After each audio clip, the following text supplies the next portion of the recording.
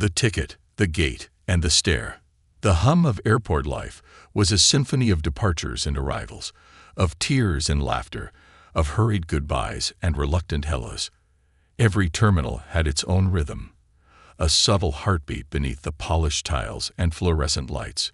Gate 37 of Summit International Airport was no different. Business travelers with sleek rolling suitcases paced back and forth, clicking out emails with their thumbs. A family wrangled two toddlers into matching raincoats, while a pair of teenagers argued about the best window seat for Instagram photos. Amid the rush, Zara Whittaker stood still. She was a woman who knew the weight of a first impression, and she wielded hers like a shield. Her tailored slate gray suit was pristine, silk cuffs just visible at her wrists, the line of her pants sharp enough to slice through doubt. Her dark skin glowed under the two bright overhead lights, her short, natural curls shaped perfectly into a crown that needed no introduction.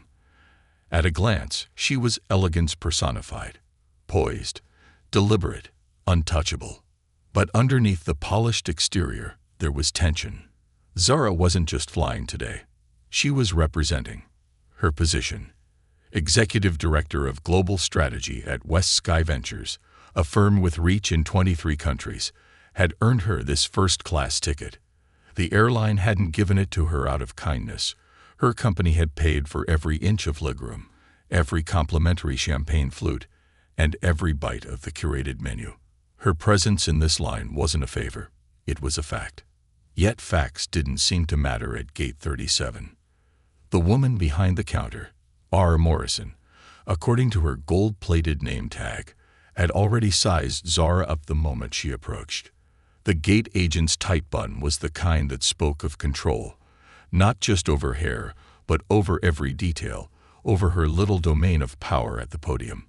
Her eyes flickered over Zara's face, her perfectly manicured nails tapping against the counter.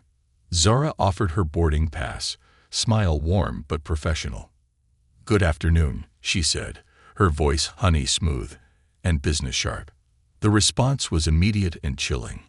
"Where'd you get this pass?" Morrison's voice was loud enough to slice through the hum of the gate area, loud enough to ensure heads turned.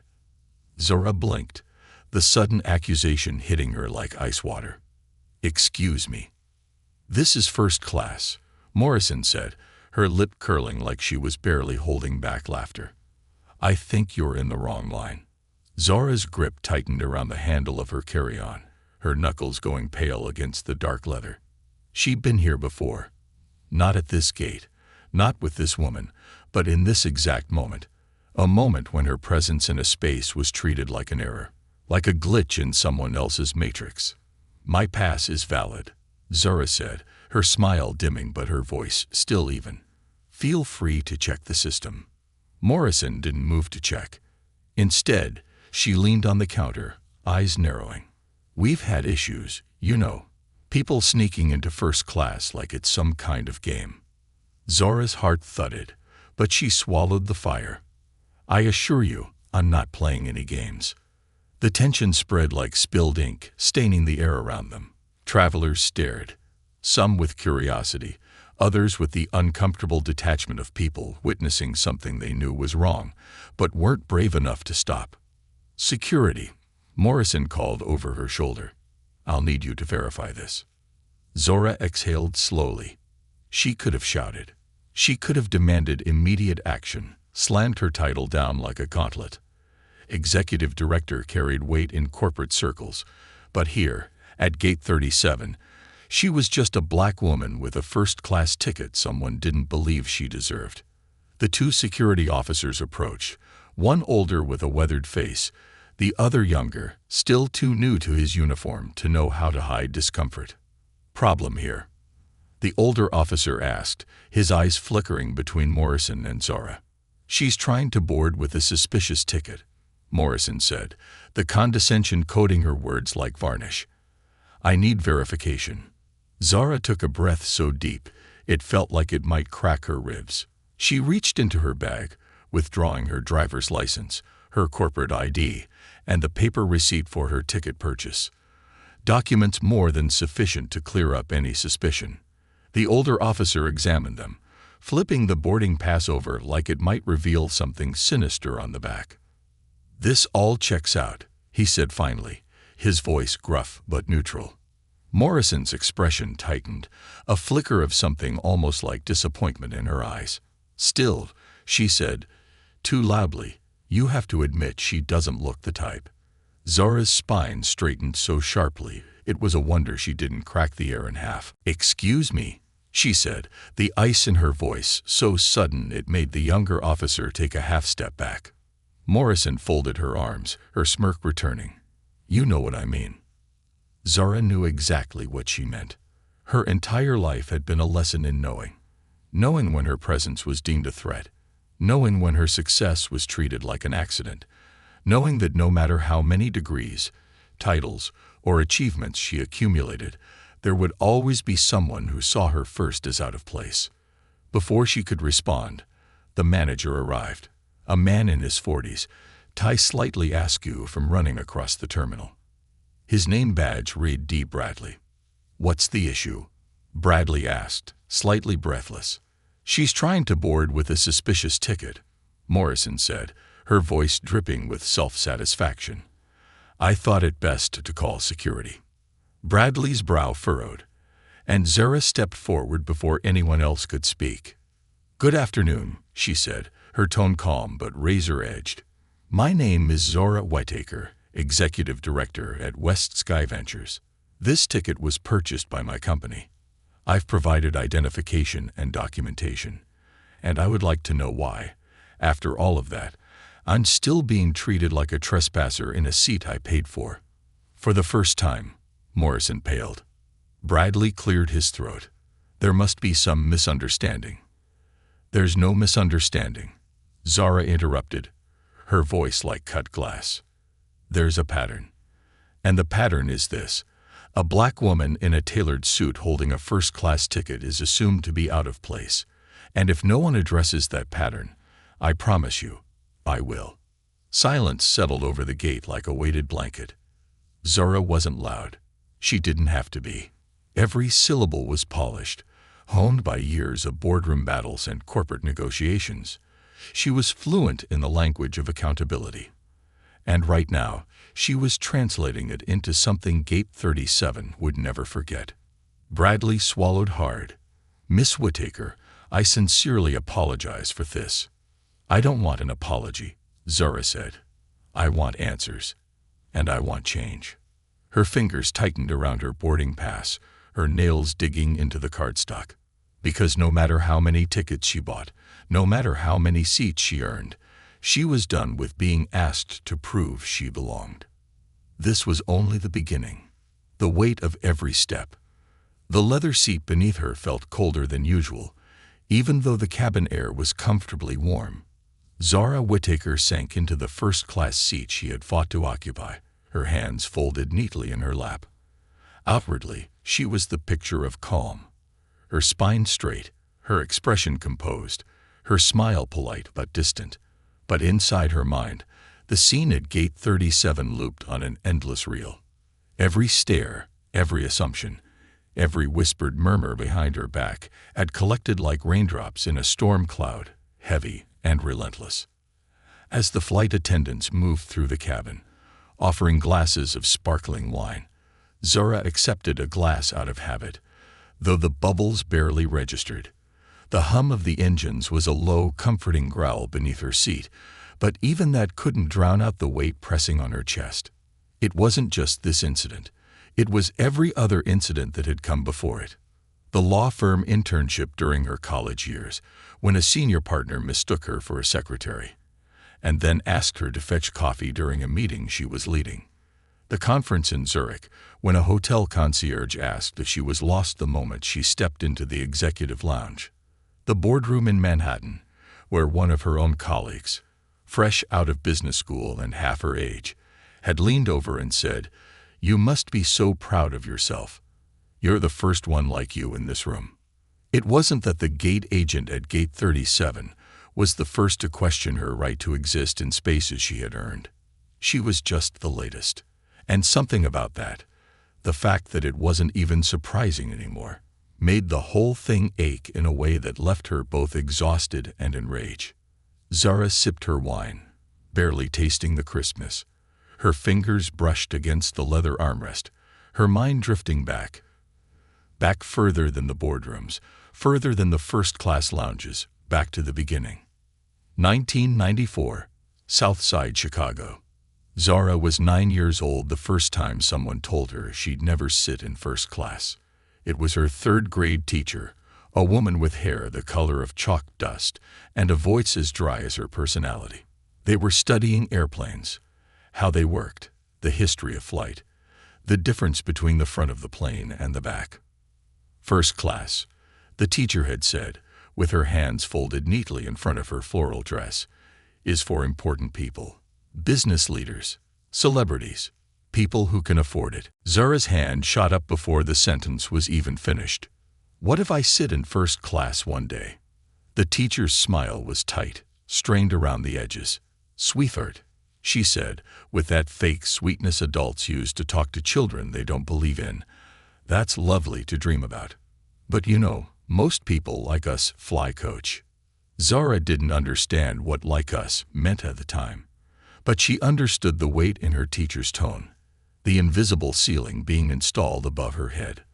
That night, her mother found her on their small apartment balcony, a battered notebook in her lap, and a blue pen moving furiously across the page. "What you writing, baby?" her mother asked, drying her hands on a dish towel. "My first-class plan," Zara said, her face serious, brows furrowed with the weight of ambition far too big for a child. "I'm gonna sit there, and I'm gonna make sure no one thinks I'm in the wrong place." Her mother knelt beside her, hands warm on Zara's knees. "You write that plan, baby, then you make them believe it." Zara did. Every test, every scholarship application, every extra credit project. They were all part of the plan, not just to succeed, but to be undeniable, to make sure no one could question her place, not on the plane, not in the boardroom, not in the world. Present day, 35,000 feet above the Atlantic. The flight attendant reappeared beside her, offering a refill. Zara declined with a small shake of her head. Alcohol could blur her edges, and today she wanted to be sharp. As the plane sailed smoothly above the clouds, Zara flipped open her tablet, her fingers navigating to the corporate intranet she knew too well. West Ski Venture's travel account with the airline was enormous.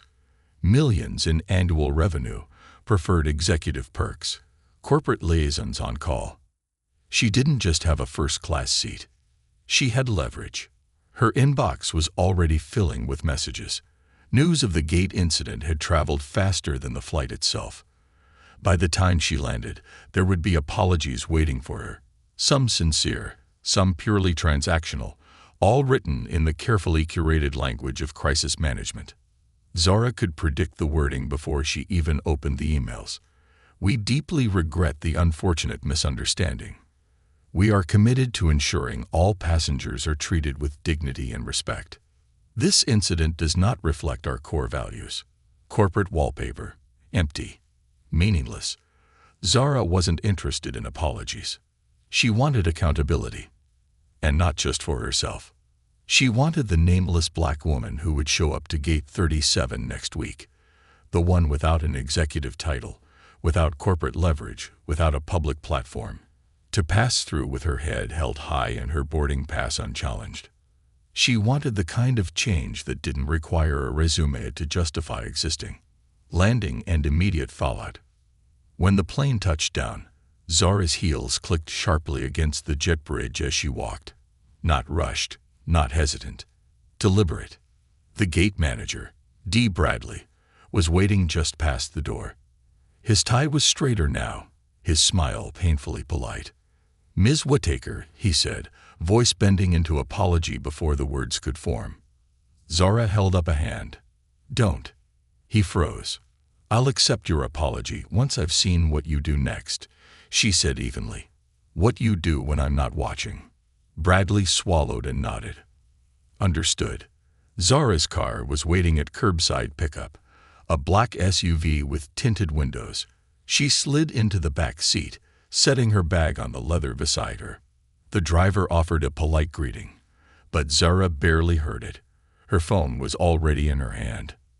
She composed an email directly to the airline's vice president of customer experience, Ching her own legal team. Subject: Immediate review requested. Incident at Gate 37. Dear Mr. Dorsey, I am writing to formally document and escalate the discriminatory incident I experienced at Summit International Airport, Gate 37, prior to boarding Flight 761 to London. Despite holding a fully paid first-class ticket purchased through West Sky Ventures' corporate account, I was publicly accused of attempting to board fraudulently and subjected to humiliating treatment by gate agent R. Morrison. This incident is not simply a personal grievance. It highlights an underlying bias in your frontline customer service training and operational culture, one that I expect your office to address with urgency and transparency. I am requesting a full review of Gate 37's customer interaction records over the past 12 months, specifically looking for patterns of disparate treatment against passengers of color. My team will be in touch to coordinate data requests. Please understand this is not a request for compensation. It is a demand for systemic change. Sincerely, Zara Whittaker, Executive Director, Global Strategy, West Sky Ventures. She hit send. The fight wasn't over, it was just starting. And this time, Zara wasn't just fighting for herself. When the walls start talking, the polished floor of West Sky Ventures' London office gleamed beneath Zara Whittaker's heels, each click echoing down the glass-walled corridor like the ticking of a countdown clock. Though she'd arrived only minutes ago, the receptionist already knew better than to offer her coffee or idle pleasantries. Zara's presence carried weight, not just because of her title, but because of the quiet storm gathering behind her eyes. The inbox on her tablet was flooding. The airline's vice president of customer experience had responded, his email carefully worded to sound urgent without admitting liability. There were words like deeply regret, full internal review, and valued partner, all standard language from the corporate damage control playbook. Zara barely skimmed it. The real work would come after the review, if they were brave enough to actually conduct one. She'd seen these situations before. A flurry of surface-level apologies, a policy memo circulated to staff, maybe even a quiet departure for the offending employee. But the root? The why? That usually remained buried, rotting beneath the veneer of corporate polish. Not this time. She pulled up the attachment they'd provided, the preliminary log of passenger complaints filed at Gate 37 over the last 18 months.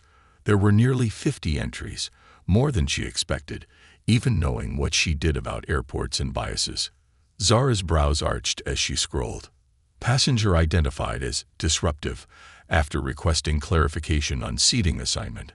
Black female, mid-30s. Passenger flagged for suspicious behavior while waiting in the first-class boarding area. Black male, mid-40s. Passenger referred to security after presenting first-class ticket purchased through corporate account. Black female, early 50s. The pattern screamed from the screen. Different faces, same story. Every single flagged incident involved a passenger of color. Everyone. Her jaw tightened. Bias wasn't a bug in the system. It was the system. The corporate theater begins. The conference room Zara had commandeered for the day felt too sleek, too pristine for the kind of work she intended to do. The glass walls were meant to symbolize transparency, but Zara knew better. Most glass in corporate life was one way. Power saw out, but rarely let anything in. Her phone rang. James Dorsey, Vice President of Customer Experience for the airline. His voice oozed artificial warmth, like someone hosting a dinner party for a guest they secretly despised. Ms. Whittaker, thank you for making time, he began, as if she hadn't forced his hand. I want you to know how seriously we're taking this matter. Zara let silence stretch long enough for it to become uncomfortable. What exactly does seriously mean in this case? A brief hesitation. The kind only a seasoned executive could detect. We're conducting a thorough internal review, interviewing all personnel at Gate 37, and revisiting our training modules to ensure this was an isolated incident. Zora's brow lifted. Isolated? Well, he hedged. Unfortunate. She leaned back in her chair, fingers steepled. Mr. Dorsey, I'm looking at complaint data from the last 18 months. Would you like me to read you a few of them? There's a clear and disturbing pattern, a pattern your internal reviews seem to have missed. Another pause. We appreciate your diligence, Ms. Whittaker. That's why we want to partner with you to ensure we improve. Zora smiled, but there was no warmth in it. I'm not here to partner, Mr. Dorsey. I'm here to ensure that every person who walks up to one of your gates gets treated like they belong, regardless of what they look like. Understood, he said, voice clipped now. We'll provide you with full access to the investigation findings. You'll do more than that, Zora said, her tone as smooth as silk stretched over steel. You'll send me the historical data for every gate at Summit International, not just 37. That's highly irregular. So is singling out black travelers for public humiliation. Silence. I'll have my team send it over, he muttered. Good, Zora said, ending the call without so much as a goodbye.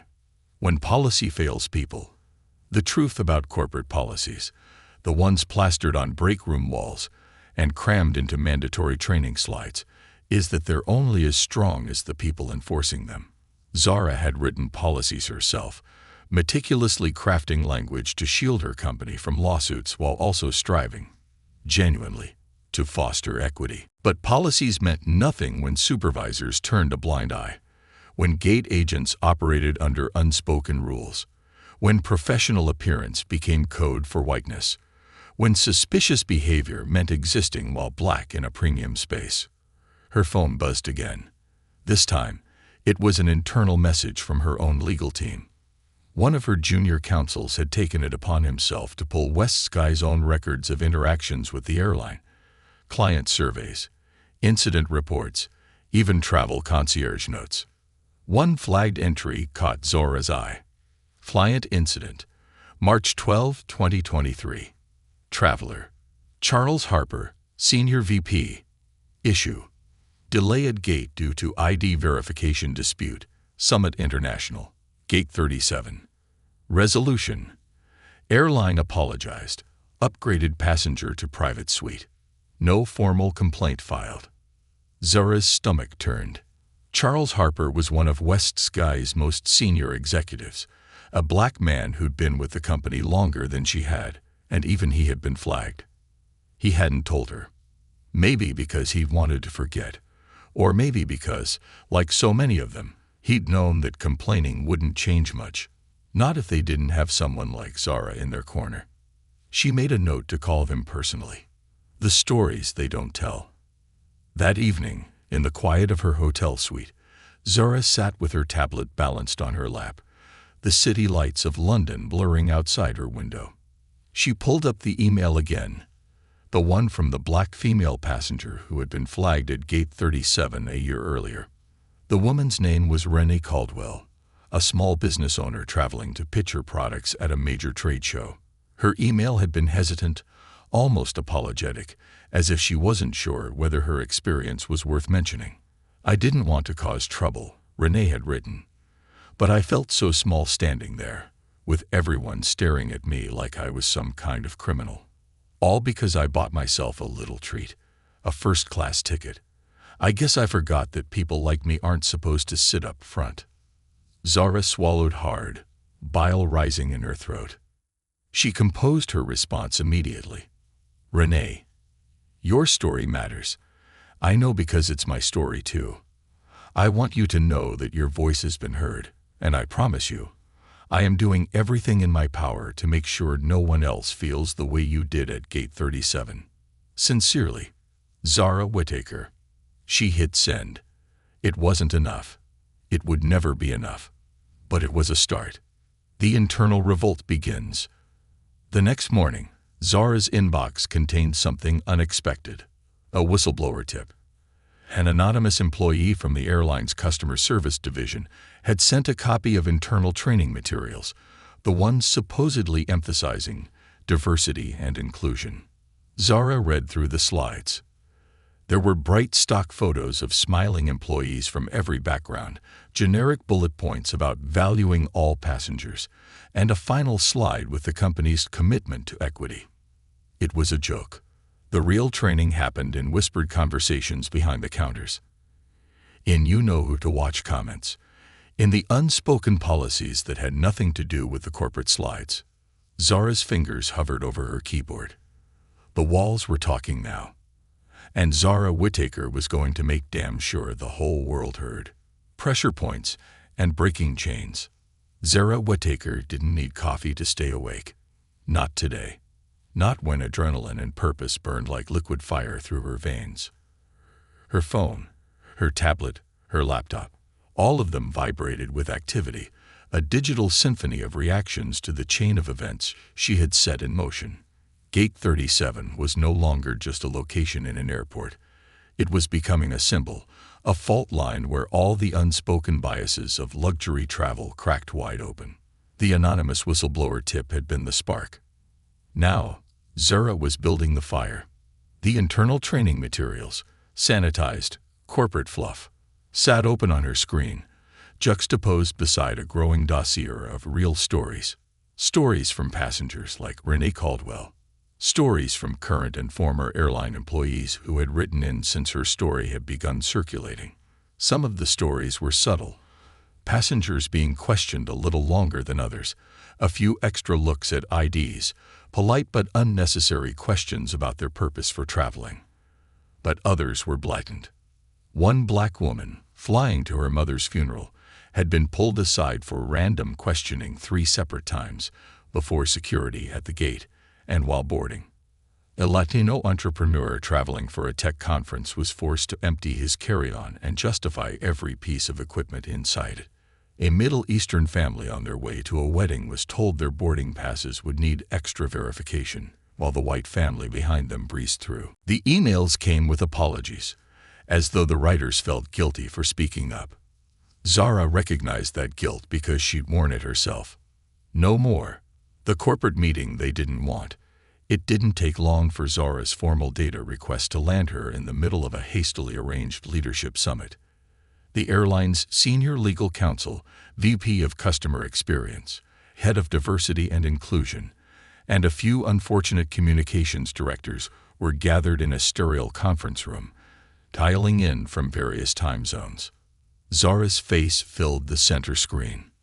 Ms. Whittaker, James Dorsey, VP of Customer Experience, opened, his voice artificially pleasant. "Thank you for agreeing to speak directly with us." "I didn't agree to speak," Zara corrected. "I agreed to demand answers." Dorsey's smile tightened, but Zara continued before he could respond. "I've reviewed the data you sent, and the supplementary materials provided by your own employees." She emphasized the word employees, making it clear someone inside had opened the floodgates. The senior legal counsel, a tired-looking woman named Lucille Grant, leaned forward. "Ms. Whittaker, we're conducting a full investigation. It's premature to jump to conclusions." "Conclusions?" Zara's voice cut clean through the room. "These are not conclusions. They are facts. Your own incident reports show a consistent pattern of disparate treatment at premium-class gates when the passenger is black or brown. This isn't a misunderstanding. It's a culture problem." Lucille tried to regain ground. "We value every passenger." "Stop," Zara said, her voice soft but lethal. "Stop saying that. Stop hiding behind value statements when your actual operations tell a different story. You value efficiency. You value passive compliance. You value keeping premium cabins comfortable. And that includes controlling who gets to sit there." The silence was thick. "You have one chance to get ahead of this," Zara continued. "One chance to fix this before it becomes a headline no amount of PR spin can wash away." Dorsey's shoulders sagged. "What is it you want, Ms. Whittaker?" Zara's list was already written. Transparency, Full, independent review of passenger complaints for the last 3 years, not just at Summit International, but at every major hub. Mandatory *** bias training, not just generic customer service fluff, but training rooted in real-world examples from your own records. Lucille's brow creased. Some of that data is uncomfortable. Zara interrupted. It should be. Dorsey cleared his throat. And if we agree? Zara's smile didn't reach her eyes. Then I don't take this directly to the press, or to the Department of Transportation's Civil Rights Division. The threat was velvet-wrapped, but it was still a threat. The cost of speaking up. The call ended, but the weight of it hung over Zara like storm clouds. The corporate world had a long memory. There were always consequences for being the one who flipped over the table, especially for a black woman in power. Whispers would spread. Difficult to work with. Demanding. Not a team player. It was the same story they told about every black woman who dared to say, "This isn't okay." Her phone buzzed. A private number. She considered ignoring it until her gut told her to answer. Zara. The voice was weathered but warm. Charles Harper, Senior VP, Westski Ventures, her mentor, her sounding board, and one of the very few black executives who had paved the way before her. Charles, she exhaled, tension melting slightly. I was going to call you. I heard, he said quietly. I heard about Gate 37. Zara swallowed hard. It's not just me. I know. There was weariness in his voice. The kind that only came from surviving corporate life long enough to see every variation of this same story. You know they're going to make you this story, right? I'm ready for it. You sure? His voice softened. They'll call you angry. Say you're making trouble where there isn't any. Zara's jaw tightened. Let them. This time, I'm not backing down. There was silence on the line, then a quiet chuckle. That's my girl. The personal toll. That night, Zara sat on the edge of the too-firm hotel bed, phone in her lap, fingers hovering over her mother's number. She hadn't called yet. She could already hear her mother's voice, warm with pride, but tinged with worry. You always were too smart for your own good, baby. They don't like it when we're smarter than them. Her mother had always been proud, but she also knew how fragile power was when held by someone like Zara. One misstep, one accusation of being too aggressive, too ungrateful, too much, and everything could come crashing down. But Zara wasn't 9 years old with a notebook anymore. She wasn't asking for permission to sit in first class. She had built her own table. She was done asking. Her phone vibrated again. Another email from a former airline employee. This one attached a photo. An internal cheat sheet used at some gates to identify potentially problematic passengers. The photo showed 3 faces, all black or brown, none white. Zara's hands shook. She forwarded the photo to her legal team. The walls weren't just talking now. They were screaming. The shift in the air. The next morning, Zara walked into Westski Ventures' London office, head high, heels sharp, gaze steady. Her assistant stood, wide-eyed. Ms. Whittaker, there's... Let me guess, Zara said, already knowing. Press requests. Her assistant nodded, holding up a stack of printed emails. And internal counsel wants to meet. They're nervous. Good, Zara said, taking the papers. Let them be. She walked into the conference room where her own leadership team was waiting. Before anyone could speak, Zara placed her tablet on the table, open to the image of the passenger profiling cheat sheet. This, she said, her voice even but sharp enough to cut glass, is why I'm fighting. No one dared to argue. The spotlight finds her. The office felt smaller today. Not physically. The floor-to-ceiling windows still framed the London skyline, and her spacious corner office still boasted the sleek minimalism her success had afforded, but the space around Zara Whittaker seemed to contract. Every time she checked her phone, another notification. The press was circling. She had known it was coming. The minute she forwarded the profiling cheat sheet to her legal team, she knew there was no going back. Westskey Ventures' internal counsel had already called her twice, cautious voices on speakerphone reminding her of her obligations, both legal and professional. Ms. Whittaker, one of them had said just that morning, his voice low and syrupy, "We trust you understand how sensitive this matter is." "Of course," Zara had replied, keeping her voice calm. "And we appreciate your dedication to accountability," he added, the practiced language of corporate neutrality wrapping around every word. "But the optics." Zara had almost laughed. "The optics of what? Me holding people accountable for their biases, or me being black while I do it?" A stunned silence followed. That was the end of the call. Now her inbox was a battlefield. Journalists, some genuine, some fishing for clicks, all wanted her story. Advocacy groups were reaching out too, some polite, others demanding her to name names and take her fight fully public. But this wasn't a knee-jerk reaction. Zara had spent her career in rooms where the air was heavy with expectations, where every word she spoke was measured against the invisible yardstick of grateful professionalism. She had played the game, smiled through it, outperformed every bar they set. She wasn't just done playing. She was rewriting the rules. The media leak that wasn't a leak. The email came from a private, untraceable account. The subject line read, "Internal memo. Gate 37 response plan. Urgent." Zara opened it cautiously, her gut already telling her what it was.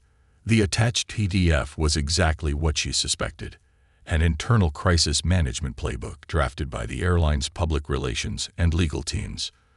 The document was a masterpiece of sanitization. Framed the incident as an unfortunate misunderstanding. Emphasized the airline's commitment to diversity and inclusion. Avoid admission of systemic bias. Highlight Ms. Whittaker's valuable relationship with the airline to discourage escalation. Zara's laugh was bitter. They wanted to reduce her, a woman who had fought her way into every boardroom, earned every promotion, built a reputation forged in fire, to a valuable relationship. Not a woman they wronged, not a symptom of larger failings, just a relationship to preserve. Her hands shook, but not from fear, from clarity. The kind of clarity that comes when the mask slips and you see exactly what they think of you. She forwarded the memo to her personal email. The unexpected ally. That afternoon, as she gathered her things to leave the office, her phone rang. This time, the caller ID made her pause. Vanessa Tran, senior producer, Global News Tonight. Zara hadn't spoken to Vanessa in almost 2 years, not since they'd crossed paths at a women's leadership panel. Vanessa, the daughter of Vietnamese immigrants, had built her career much the same way Zara had, through grit, over-preparedness, and a refusal to disappear. Zara answered, "Vanessa." "Zara." Vanessa's voice was warm, but there was a current of urgency running beneath it. "I know you've got lawyers swarming you right now, so I'll be brief." "Go ahead." "I saw the story starting to surface," Vanessa said. "I have 2 sources, internal, from the airline, who just handed me the kind of receipts that change careers." Zara's breath caught. Receipts. Vanessa paused. Racial profiling reports. Internal documentation going back 5 years, showing higher scrutiny for passengers of color in premium classes. Not just at Summit International. It's systemic across at least 7 major hubs. Zara leaned against her desk, her free hand gripping the edge so hard her knuckles turned white. They put that in writing. Multiple internal audits, Vanessa confirmed. All buried. Zara closed her eyes. She'd always known, but knowing and proving weren't the same. Now she had proof. "What do you want from me?"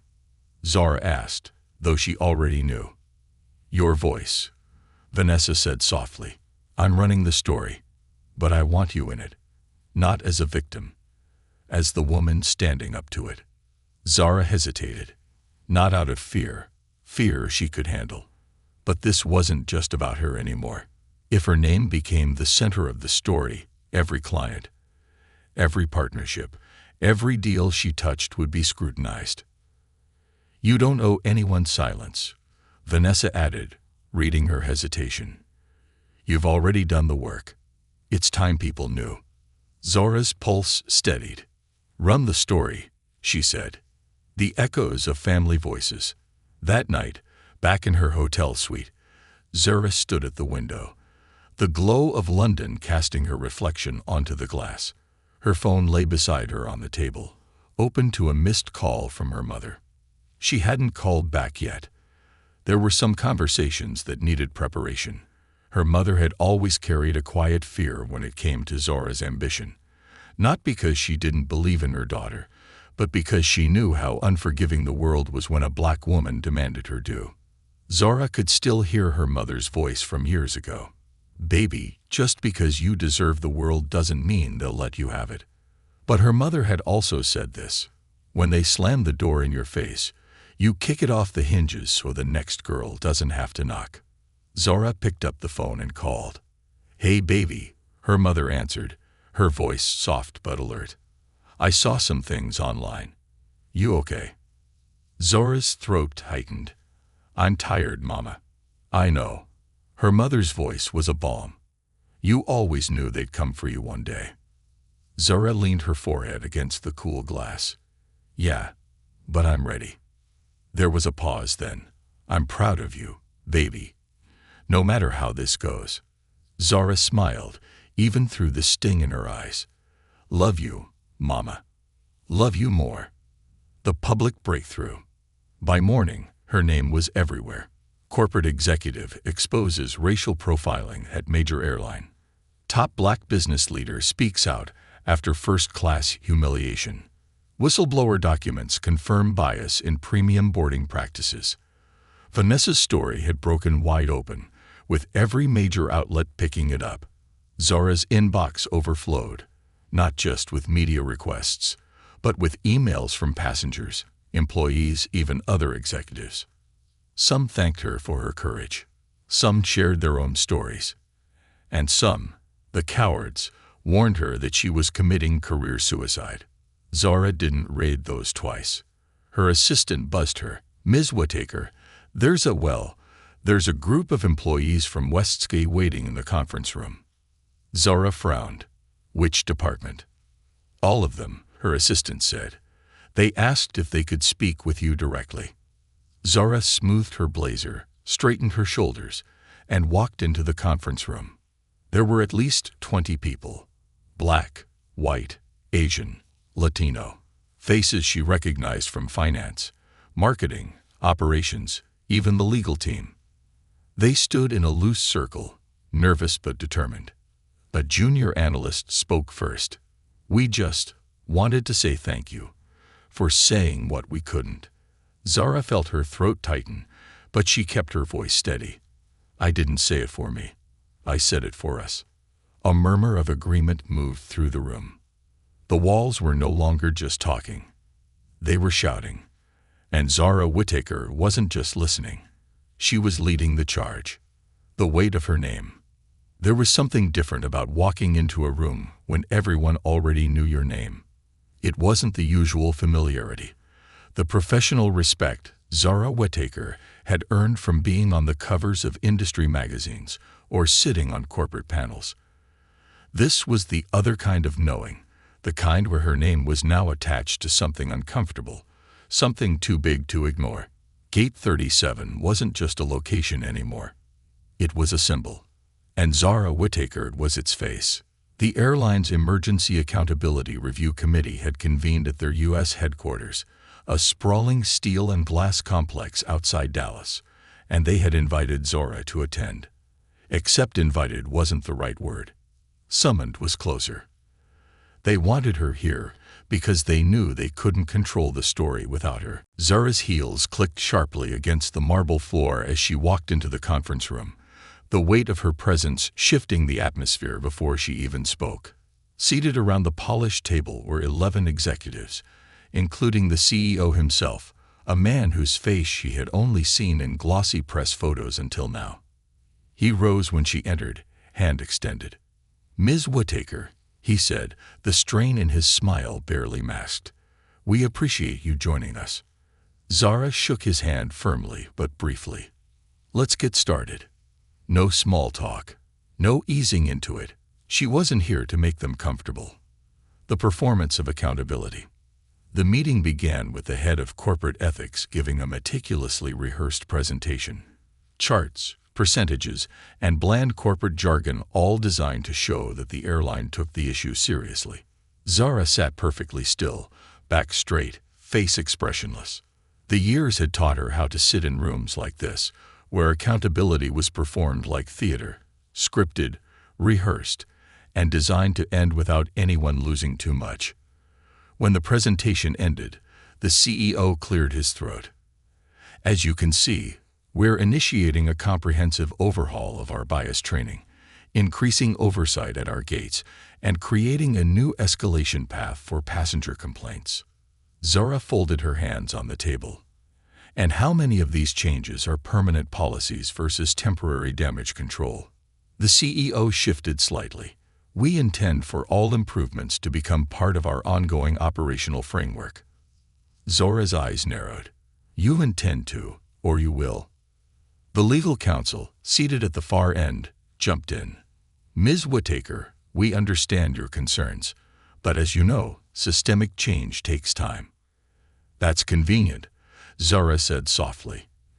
"Because discrimination doesn't take time. It happens in seconds." The room went silent. Exposing the rot. Zara reached into her leather folder and removed a printed copy of the whistleblower documents she had received. Internal audits, flagged incident reports, and the profiling cheat sheet that had been quietly circulated at multiple airports. She slid the folder across the table. "I assume you've seen these," she said. The head of operations, a gray-haired man whose expression hovered between guilt and defensiveness, opened the folder. His face paled as he flipped through the pages. "Where did you get this?" he asked. Zara's smile was cold. "That's not the question you should be asking. The question is, why was it ever created in the first place?" No one had an answer. Zara leaned forward. "Your own employees knew. They saw the pattern. They were told, subtly, indirectly, who to watch, who to question, who didn't belong in first class." The CEO looked at his legal counsel. "We need to determine the source of these materials." "No," Zara interrupted. "What you need to determine is how your entire culture enabled them. A calculated risk." The legal counsel adjusted her glasses. "Ms. Whittaker, we are fully committed to addressing these issues, but, and I hope you'll understand this, we would prefer to handle this internally." Zora's smile didn't reach her eyes. "You would prefer to bury it?" "No, not bury," the lawyer said quickly. "Just contain it." Zora exhaled slowly. "You think this is containable?" The CEO's jaw clenched. "We're prepared to issue a public statement acknowledging the incident and our commitment to improving our policies." Zara raised a brow.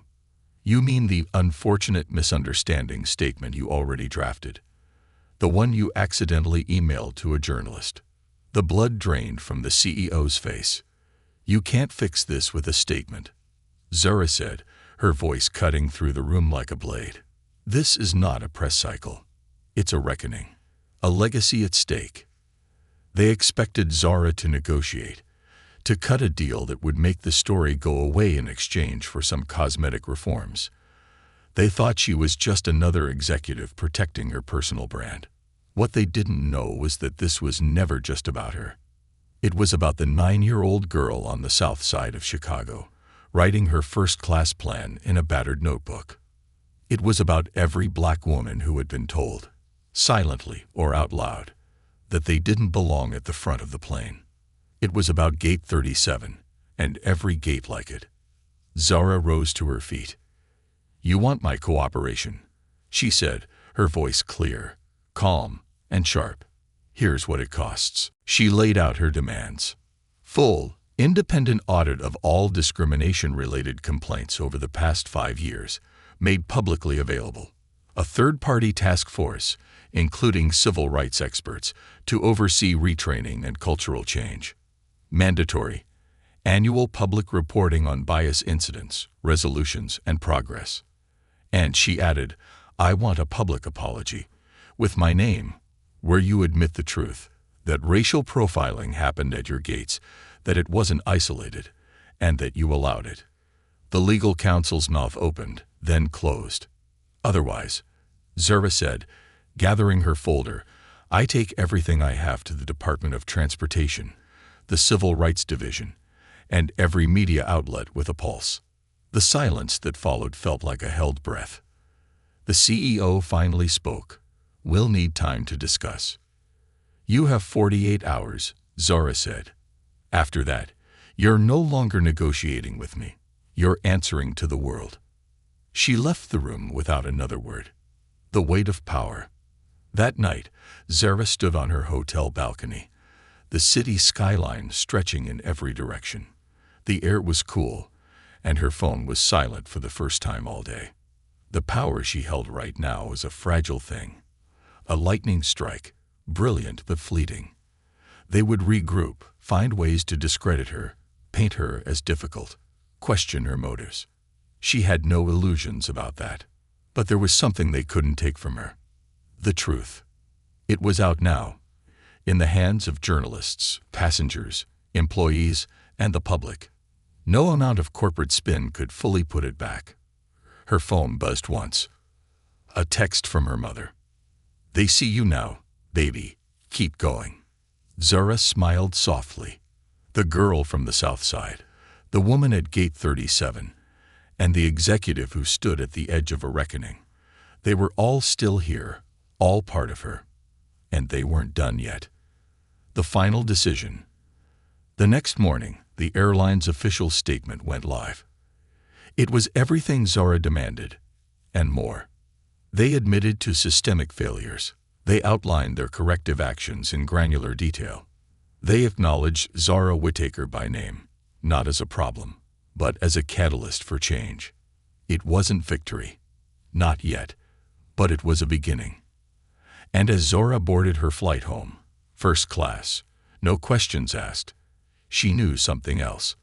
This wasn't just about gate 37. This was about every gate, every door, every space where they thought they could decide who belonged. They were wrong. Zura belonged anywhere she chose to stand.